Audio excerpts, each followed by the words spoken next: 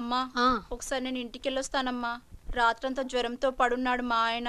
అలాగే ఆగవే, మొగుడు ధ్యాసలో పడి బొట్టుందో లేదో కూడా చూసుకోవా? చూసుకోలేదమ్మా. పెట్టుకో వెళ్ళి.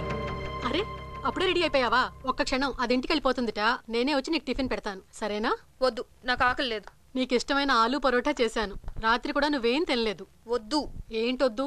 నేను వచ్చి తినిపిస్తాను, ఆగు. వద్దంది బొట్టు. నాన్న చచ్చిపోయి 18 ఏళ్ళు అయింది కదా, ఇంకా నీకు ఈ బొట్టెందుకు? నీకేమైంది? నిన్నటి నుంచి చూస్తున్నాను. చెయ్యి వదలవే. నాన్న చచ్చిపోయాడని చిన్నప్పుడు నువ్వే అన్నావుగా. మొగుడు లేనప్పుడు బొట్టెందుకు నీకు?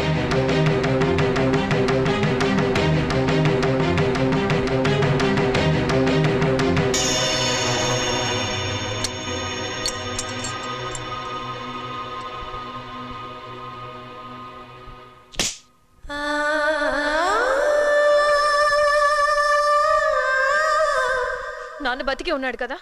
శ్రేయా, నువ్వు నాకు అబద్ధం చెప్పావు కదా. నేను చెప్పేది వినమ్మా. నువ్వు నాకు చీట్ చేసావు కదా. అది కాదు శ్రేయ, నన్ను ముట్టుకోవద్దు. నా మాట వినమ్మా.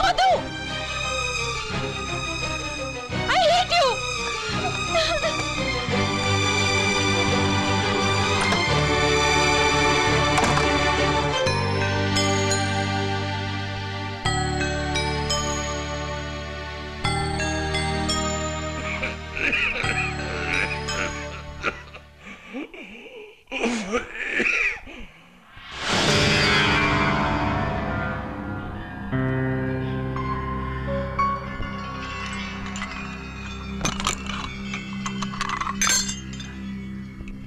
జాగ్రత్త జాగ్రత్త, పగిలిపోతాయి. ముందు మీ గొంతు జాగ్రత్త. ఇప్పటికే అది పగిలిపోయింది. మాట్లాడకుండా ఉండలేరా కాసేపైనా? అది అలా శబ్దం రాకుండా నవ్వండి.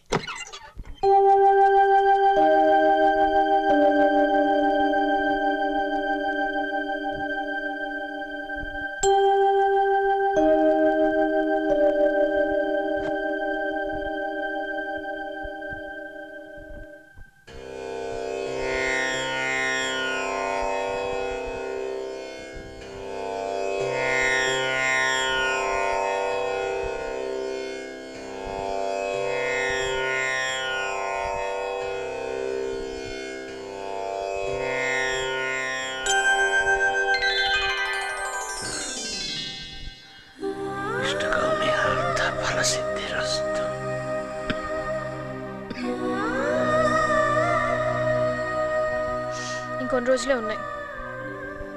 అవును, టైం లేదు. పై స్థాయిలో శుద్ధి తప్పుతోంది నీకు. పద సాధన చేద్దాం.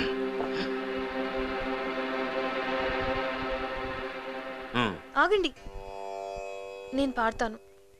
తప్పొస్తే చెప్పండి. శాస్త్రి గారు,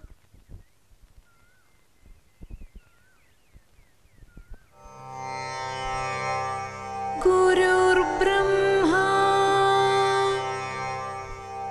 గురుర్విష్ణుః గురుదేవో మహేశ్వరః గురు సాక్షాత్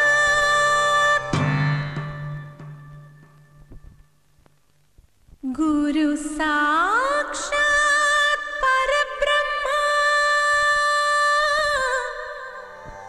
తస్మై శ్రీ గురవే నమః. నా ప్రాణాల ప్రణవం గురుదేవు పాదాల కుసుమం. నా నాదాల చరణం శతకోటి రాగాల చలనం.